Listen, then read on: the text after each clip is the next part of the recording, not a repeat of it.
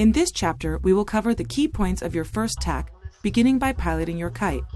We will cover the how and why of giving your kite in inertia, how to place it in the wind window, and how to use sheeting.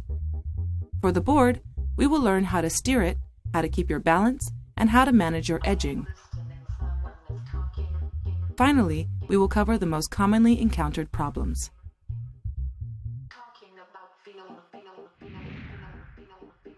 Once you have mastered the water start, you have to keep your balance in order to surf the board without going too far from the shore. Like in any learning process, you must practice and train in order to understand and find your balance. Your objective is to keep to your chosen trajectory while piloting your kite correctly.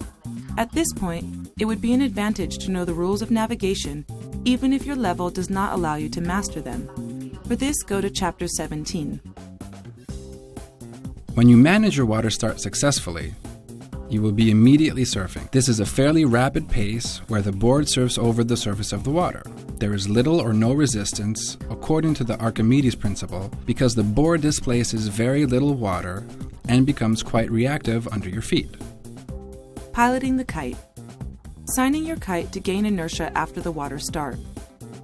Once on your board, you want to create enough power to accelerate by giving your kite inertia in the corresponding half of the wind window.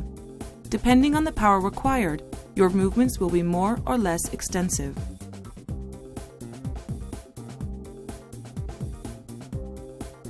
When you are up to speed, you can place your kite at 45 degrees in the wind window. Once you have placed your kite, you can experiment by sheeting in to increase power or slacking by sheeting out to reduce power.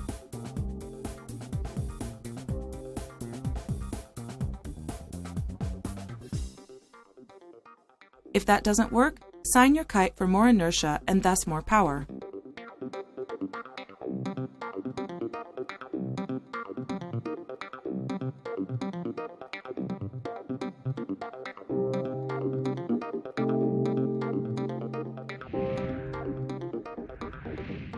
Steering the board. To choose a particular direction from your board, use both edging and the position of your body.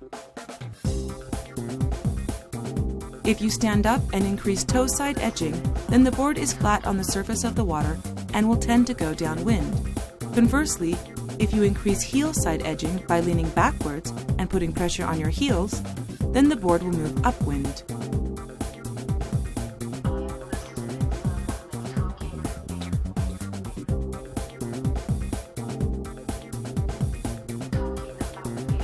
You keep your balance on the board by balancing the opposition between the edging and the kite traction.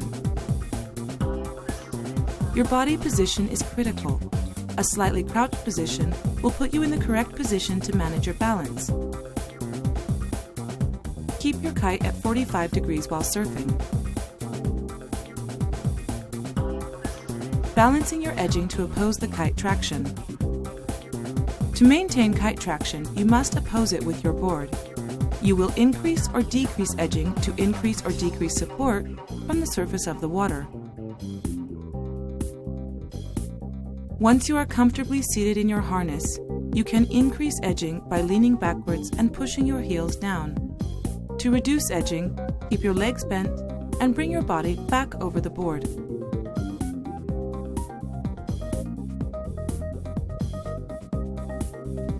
Once you're on your feet, you must coordinate the control of the board and the bar. The correct choice of equipment will help you succeed. To find your balance and a comfortable position, there's no secret. You just have to practice, practice, practice. We won't cover all of the possible errors in this chapter because there are just too many parameters. Common mistakes. Don't force the heel side pressure. If you maintain the heel side pressure, then you will move upwind, losing speed until you eventually stop. You must balance the edging to maintain sufficient speed while surfing. You may apply too much heel side pressure if you fall backwards.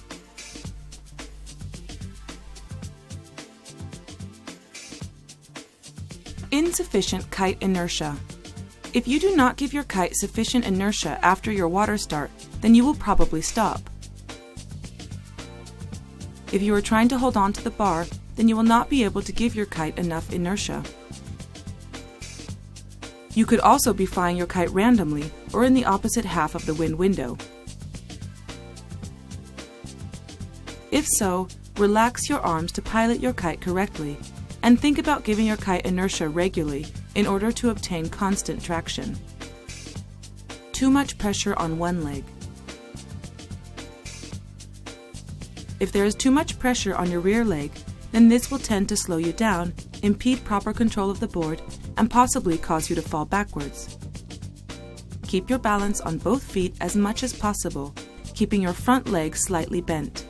If you put too much pressure on your front leg, you may lose your balance, fall, or even dive.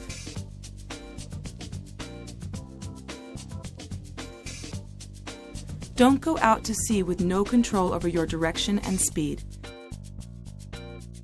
This could happen if your board is too flat or if you are looking in the wrong direction downwind. You may not be opposing the kite traction enough, you may be sheeting the kite in too much, or you may be giving the kite more inertia even though your speed is sufficient. You may simply be using a kite that is too big. In any case, to stop, push the bar away from you or release it while leaning backwards to cancel the kite traction. Don't allow your chest to fall forwards. Instead, straighten up and allow the harness to carry you.